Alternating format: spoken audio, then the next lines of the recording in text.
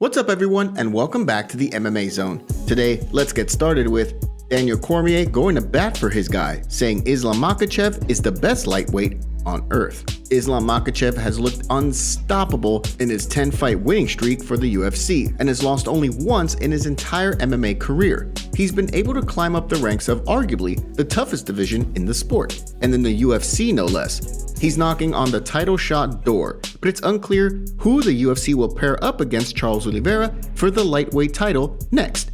For Daniel Cormier, a former champ and current UFC color commentator, the answer is obvious, as he feels that Islam is already the best lightweight in the world. Cormier talks about how Dagestanis have been atop the wrestling world for years, and seeing the transition that they've made to MMA has been nothing short of awe-inspiring for Cormier. He said as much during a recent interview with MMA Fighting, in which Cormier stated that, in his mind, Islam is the best 155-pound MMA fighter on the planet.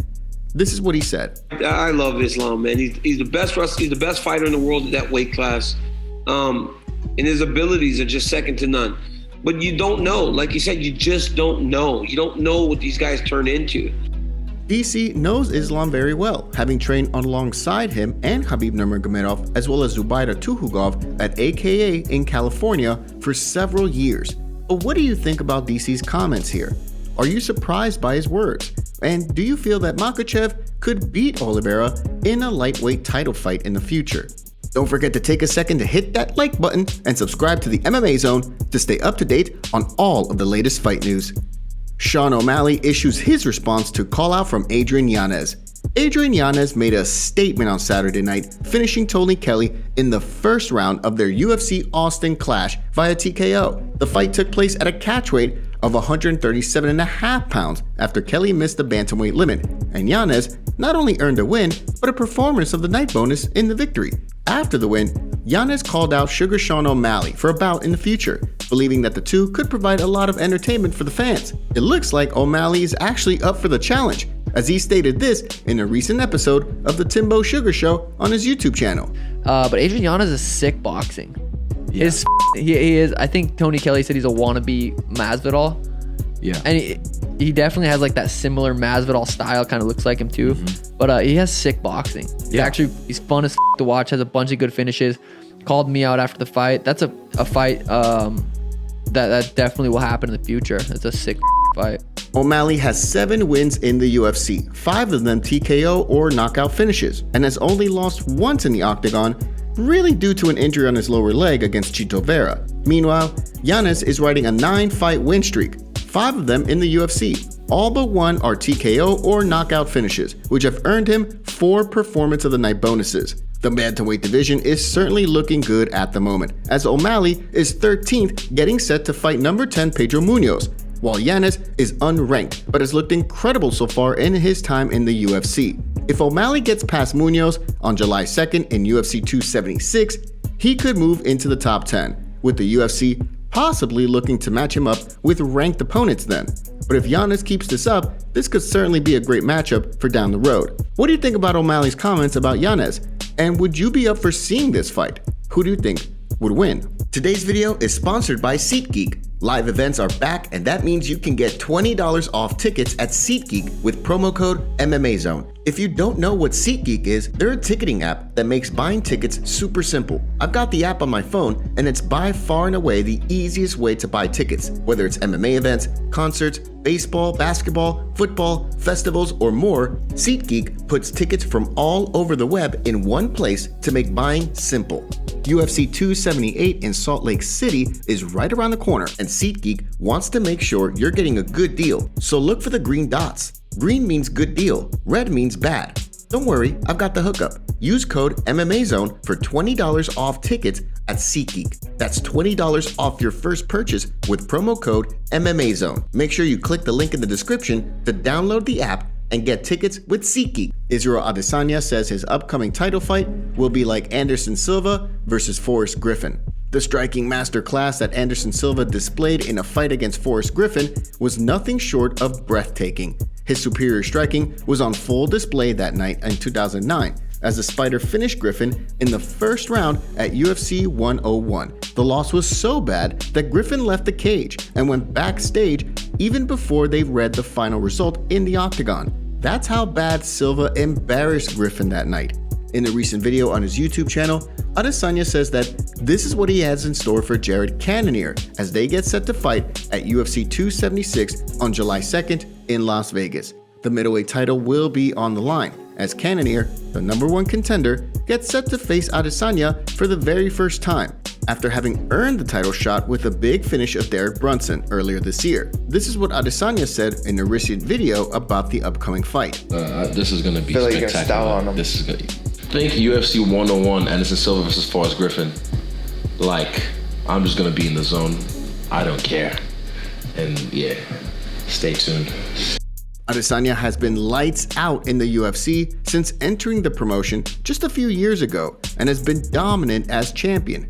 The UFC is doing their best to come up with more and more contenders for Adesanya to fight, but it's getting more and more clear with each fight just how masterful the last stylebender truly is with his striking, but really his overall martial arts skills. What do you think about Adesanya's comments here? Do you feel that this fight will go the distance? And who do you have money on to win this fight? Logan Paul believes he'll eventually fight Conor McGregor. Logan Paul is pushing for a boxing fight against MMA fighter and Conor McGregor training partner Adrian Yanez, believing that this could provide a direct path to a clash with the Irishman. Logan and his brother Jake Paul have transitioned from YouTube into fighting boxing bouts with different kinds of opponents, all to generate a ton of cash. While Jake has found more success fighting ever-increasing competition, Logan hasn't had the same luck, but he did go several rounds with boxing legend Floyd Mayweather, even though he had about 30 pounds on the guy. Still, during a recent appearance on the True Geordie podcast, Logan Paul talked briefly about the possibility of fighting Diaz and what that could do to open up a lane for a possible Conor McGregor fight. This is what he said. There's levels to this. Number 1, you have to be able to sell a fight. Then number 2, I don't think that those fights would be on par with Diaz. I don't believe that people would think that could be a good fight. This could also set me up for a potential Conor fight, should that ever happen. Jake's also trying to fight Conor. Either myself or Jake will fight Conor McGregor eventually. Conor McGregor is the biggest name in MMA, one of the biggest in all of combat sports, and is no doubt a surefire pay-per-view box office talent. He brings ticket sales up just by attaching his name to an event. But what do you think about Logan saying that a fight with Diaz could lead to a potential clash with Conor for he or Jake? Last night he did tweet that he wants out because it's suggesting he wants to go box Jake Paul. When you see stuff like that, what is your reaction? Do you even react? Do you roll your eyes? What do you even think? No, I mean, I like Nate. Let's be honest. Nate's won one fight in the last 5 or 6 years. You know, when these guys get into these positions, you got guys that have been with us for a long time that we respect, that we care about. You know, you got the Cerrones and Anthony Pettis before he left, and you got Nate Diaz and Nick Diaz is still under contract with us. So you want to be fair to everybody. You want to do the right things, whatever. Nate Diaz isn't going to come in and fight Kamaru Usman or. Listen, we're trying to do the best we can. We're trying not to shit on anybody and disrespect anybody, but it's not like we're talking about Kamaru Usman here. We're talking about Nate Diaz. Nate's won one fight in 5 years, so we're trying to figure this thing out with him. He probably should go on and fight Jake Paul. That's a fight that makes sense. Glover Teixeira is not a fan of Paulo Costa's social media antics. Fresh off of one of the greatest championship fights in UFC history, former light heavyweight champion Glover Teixeira is not really into whatever Paulo Costa is doing to get his name in the media. Teixeira is one of the most respected fighters in MMA, and despite tapping out with about 30 seconds to go against Yuri Prohaska in last weekend's UFC 275 main event in Singapore, he's still highly regarded. That's why he feels that Costa has lost his way. This is what Costa tweeted recently about other fighters who he says can't speak English. "Some jealous, say my English is broken, but it's better than all these guys combined. Jose Aldo, Anderson Silva, Vanderlei, and Nathan Diaz. For other hand, Charles don't even speak Portuguese well. Do your own list below." Then he went hard at Oliveira over missing weight by half a pound at UFC 274, posting a photoshopped picture of Oliveira and Paddy the Baddy at a burger eating competition with the caption that read, "Burger Ultimate Championship." This is from a guy who had to go up one whole ass weight class in his last fight in October because he missed the 185-pound limit by a massive margin, so Costa's no one to talk. Anyway, in a Portuguese language interview with AG Fight, Glover Teixeira stated he wasn't a fan of Costa's social media antics. The guy sees it and he's like, "Damn man, this is the way. I'm really not winning, not even hitting the weight or doing any.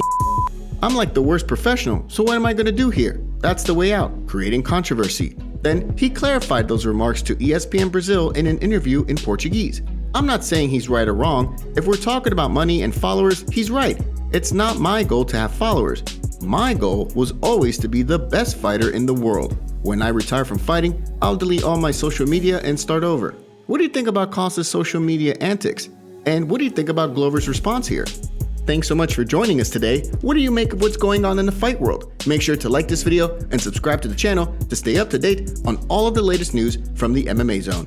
See you next time.